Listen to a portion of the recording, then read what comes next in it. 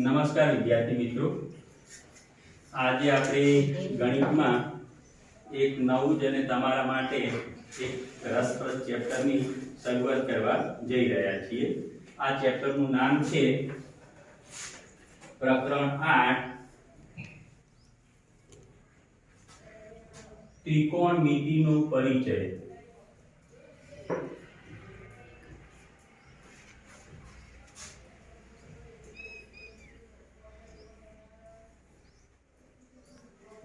ત્રિકોણમિતિનો પરિચય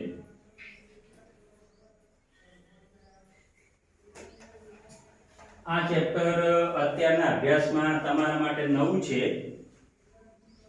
પણ ખૂબ મજા આવે એવું ચેપ્ટર છે, એટલે એ તમને ભણવામાં પણ ખૂબ મજા આવશે। ખાસ કરીને આ ચેપ્ટર છે એ આપણને વ્યવહારમાં પણ ઘણી બધી રીતે ઉપયોગી થાય છે। ખાસ કરીને કેટલાક આપણે સીધી રીતે માપન ના કરી શકીએ એવા કોયડાઓને ઉકેલવા માટે આ ચેપ્ટરનો ઉપયોગ થાય છે। એમાં ખાસ કરીને આપણે જોઈએ તો કે વૃક્ષની ઊંચાઈ હોય તો વૃક્ષની ઊંચાઈ આપણે સીધા વૃક્ષ ઉપર ચડીને ના માપી શકીએ, પણ આ ચેપ્ટરની મદદથી આપણે શોધી શકીએ છીએ। વૃક્ષની ઊંચાઈ હોય, પછી પર્વતની ઊંચાઈ હોય, નદીની પહોળાઈ હોય, એવા કેટલાક વિકટ કોયડાઓના ઉકેલ માટે આ ચેપ્ટરનો ઉપયોગ થાય છે। આ ચેપ્ટર છે એ આખું આમ તો એક કાટકોણ ત્રિકોણ ઉપર જ એની રચના થયેલી હોય છે। ખાસ કરીને કાટકોણ ત્રિકોણમાં આપણે વાત કરીએ તો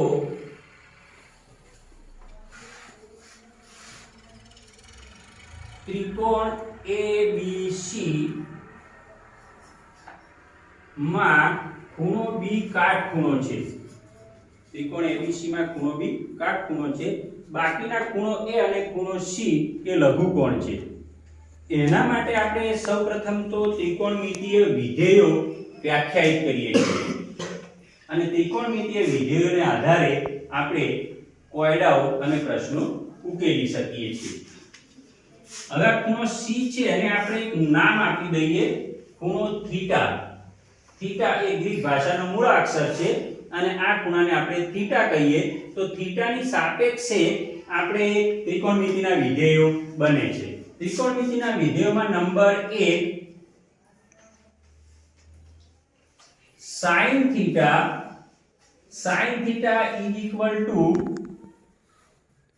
થીટાની સામેની બાજુ ભાગ્યા કર્ણ, એટલે કે sin થીટા સામેની બાજુ ભાગ્યા કર્ણ। નંબર 2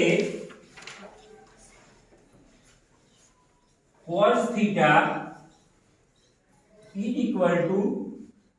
પાસેની બાજુ ભાગ્યા કર્ણ। આ થીટાની પાસેની બાજુ છે એ પાસેની બાજુ ભાગ્યા કર્ણ।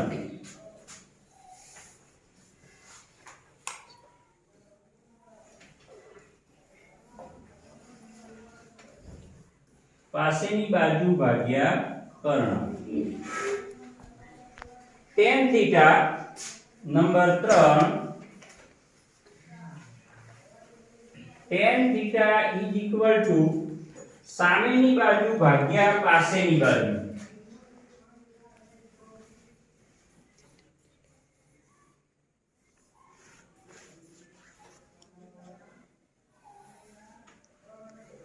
સામેની બાજુ ભાગ્યા પાસેની બાજુ।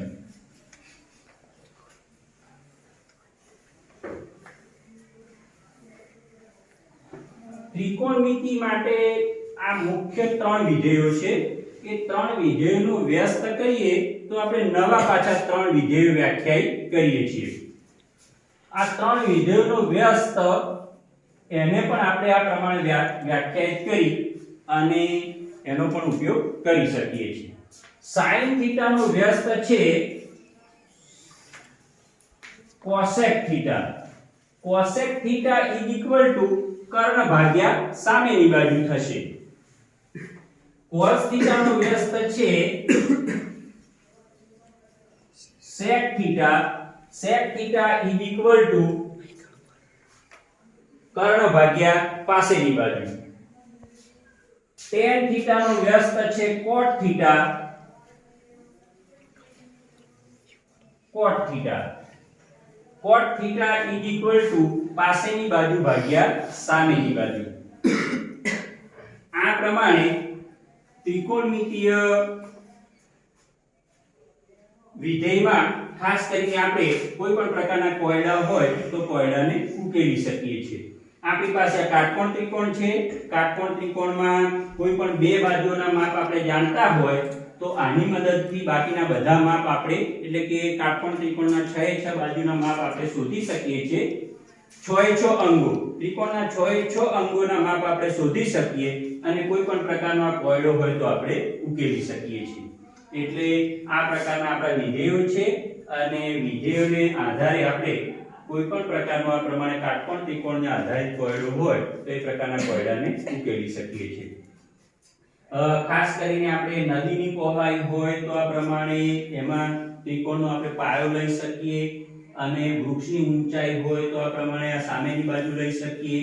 કર્ણ એ માપ આપણે લઈ શકીશું અને આ પ્રમાણે આપણે કોયડા ઉકેલી શકીએ છીએ. ચાલો તો આ પ્રકારના વિધેયો છે તમારે ખાસ યાદ રાખવાના છે. વિધેયો બરાબર તૈયાર કરશો એટલે આ પ્રકારના દાખલા આપણે ઝડપથી સોલ્વ કરી શકીએ છીએ. વિધેયોને ફરી આપણે એક વખત યાદ કરી દઈએ. sin θ એટલે સામેની બાજુ ભાગ્યા કર્ણ, cos θ એટલે પાસેની બાજુ ભાગ્યા કર્ણ, tan θ = સામેની બાજુ ભાગ્યા પાસેની બાજુ. આ ત્રણેયના વ્યસ્ત. sin નો વ્યસ્ત છે cosec θ. cosec θ એટલે કર્ણ ભાગ્યા સામેની બાજુ. cos નો વ્યસ્ત છે sec θ. sec θ = કર્ણ ભાગ્યા પાસેની બાજુ. tan નો વ્યસ્ત છે cot θ. cot θ એટલે પાસેની બાજુ ભાગ્યા સામેની બાજુ. ચલો તો તમારે વિધેયો યાદ કરવાના છે, બરાબર તૈયાર કરી દેવાના છે અને હવે એના પછી આપણે આના ઉપરના દાખલાનો અભ્યાસ કરીશું. તમને યાદ રહી ગયા છે આ વિધેયો, એ વિધેયો વિશે થોડું તમને પૂછી પણ લઈએ. ચલો તો આ વિધેયો ખાસ એમાં આપણે પ્રશ્નોત્તરી કરીએ હવે. ચલો તો ખાસ કરીને sin θ. sin θ કેટલા જણને યાદ રહ્યું બોલો? sin θ ચલો બોલો. સામેની બાજુ ભાગ્યા કર્ણ. બરાબર, સરસ. sin θ એટલે સામેની બાજુ ભાગ્યા કર્ણ. ચલો બીજા નંબરનો વિધેય cos θ. cos θ એટલે બોલો. પાસેની બાજુ ભાગ્યા કર્ણ. બરાબર, સરસ. cos θ એટલે પાસેની બાજુ ભાગ્યા કર્ણ. ચલો ત્રીજા નંબરનું tan θ. tan θ બોલો. સામેની બાજુ ભાગ્યા પાસેની બાજુ. સામેની બાજુ ભાગ્યા પાસેની બાજુ. બરાબર, સરસ. ચલો તો આ પ્રમાણે તમે આના વ્યસ્ત એના ઉપરથી એના વ્યસ્ત ને એ પણ યાદ